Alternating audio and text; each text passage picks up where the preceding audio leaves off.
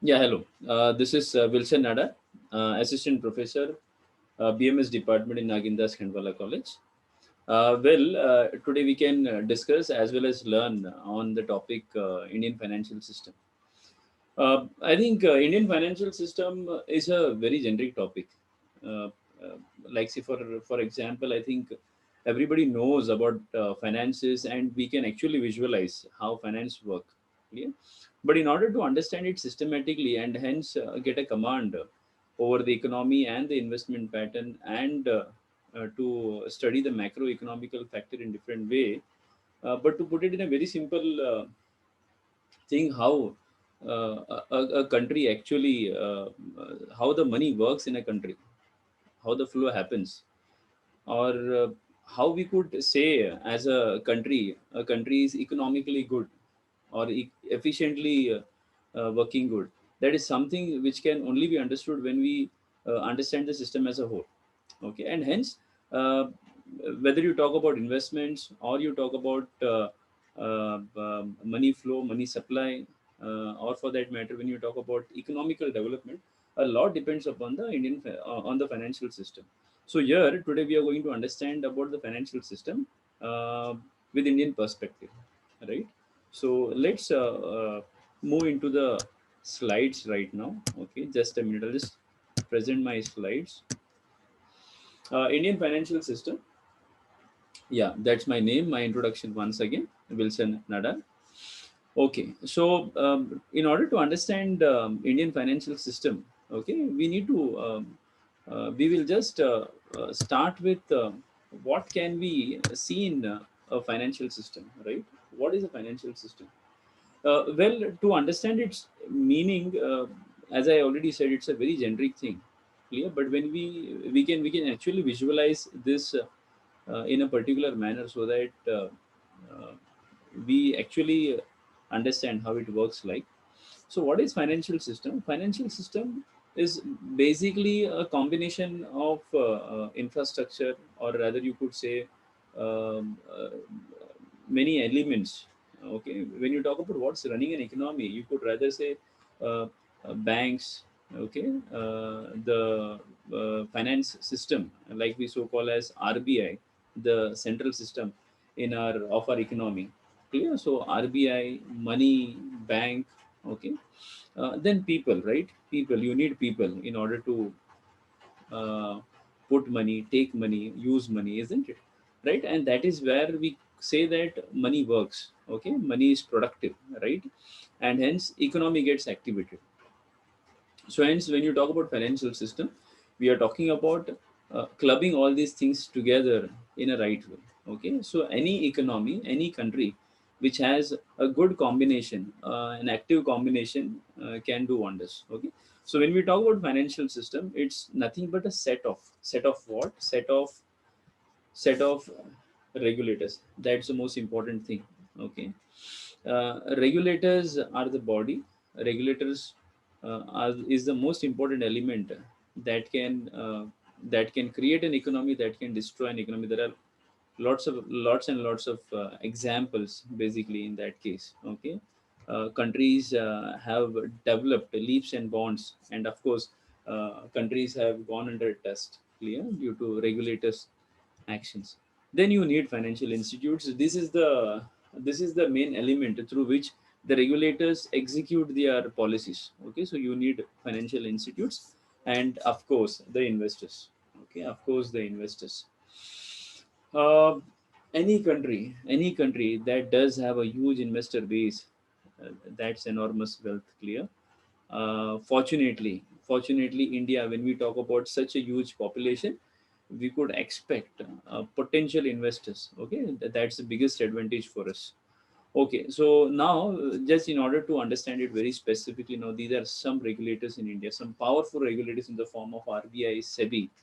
Okay, and then you have many other regulators: IRDA for insurance, for pension, for banking. Okay, and then sorry, agricultural banking, house banking, and then foreign exchange. Okay, you have many other regulators. Financial institutes, as I already said: banks, asset management companies, NBFC, insurance companies, and all other financial institutes that deals with money, and investors, of course. Clear. We of course we are an investor. Clear. Apart from that, funders, lenders, deposit, anyone who is ready to put money in the economy with an expectation of getting returns is an investor. Okay, that's the beauty of an economy wherein you will find lots of investors. Okay, a good economy, potential investors for that matter. Okay, yeah. So these are the major components for any financial system. Moving ahead, we could just clearly visualize the difference between a developed and underdeveloped economy. This is, in fact, talking about having a good financial system and not having a good financial system, right? All the developed countries, if you could see very clearly, they have a very good active financial system. Okay, I'm coming back to the same thing: good regulators, good financial, workable financial institutes, and investors, potential investors, which means investors with money, investors having awareness about investments. They know about their system and they know what they are doing, right? So that's a sign of developed economy. And of course, India has of course is a developed economy right now, isn't it? Of course, a couple of decades ago we were developing, right? So right now we have a very good setup of all the elements that we saw in the previous slide.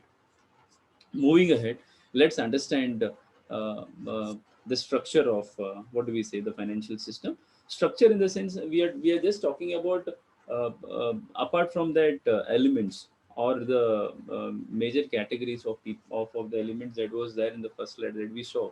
Now we are trying to understand uh, the kind of market system, clear, in the financial system. Okay, we have capital market and money market. Clear. When we talk about market, it's a setup. Okay, a facility. Okay, a platform that is being set for a particular objective. Okay, the financial system is talking about capital market, money market. Capital market further divided into equity and debt market, and money market divided as organized and unorganized market. Equity market is subdivided into primary market and secondary market, whereas debt market in the same way. Now, here, this is the most important thing that we need to understand. Financial system means you need a system, you need an economy that makes it easy for the business and the people to raise capital, money, right? Any economy, any economy which is bigger is only because of the business, right?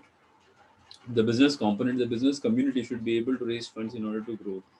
For any successful economy, it should facilitate fundraising that happens through capital market. And then you have the other side, right? Money circulation. Clear. Just in terms of relation to our body, we need blood generation. At the same point of time, blood circulation, in order to be very, very active, an economy should have fundraising platform and money circulation platform that happens in capital and money market. And when you talk about fundraising, it can happen through either sharing ownership in equity market or through debt market, isn't it? So either you, as an investor, you give money to become a part ownership, or you give money as a lender, right? And take back your interest in terms of making it productive. Clear. Equity market and debt market both are divided into, of course, primary market and secondary market. Primary market, where the funds are actually directly connected from the investors. Clear. And remember, clear, any investor, they just don't want to put off the money, right? They want it back. Clear. So you should have a platform that can give back their money, isn't it? So that can only happen through stock exchange, and that is why we have stock exchange, the online trading platform, right? Bombay Stock Exchange and National Stock Exchange. Clear. So these facilities helps people or gives confidence and trust to people. Okay, put money, right, in the economy gets activated. Clear. And the money gets circulated. Investors are happy, the economy is healthy. Clear. So, organized market over here, money market, that is talking about these reforms or these provisions made by, controlled by RBI in order to liquidate the economy on time and again. A good financial system should definitely have investors to move money with a fair return, borrowers to easily obtain the money, and hedges to offset risks. The overall, a good financial system should have the capacity to generate money, to move the money productively. Okay. So as I'll hope so that things got clear as far as financial system is concerned.